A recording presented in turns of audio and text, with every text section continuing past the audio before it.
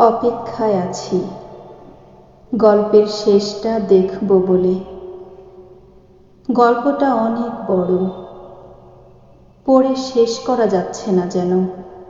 তবুও শেষটুকু জানার তীব্র আকাঙ্ক্ষায় পড়ে চলছি জীবন নামক বইটা। মাঝে মাঝে বড্ড অনীহা আসে বইটার প্রতি।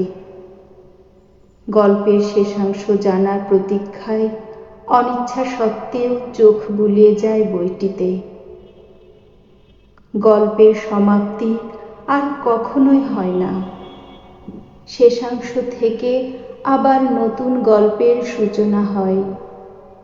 আবারও নতুন করে গল্পের শেষটা দেখার প্রতীক্ষায় থাকি।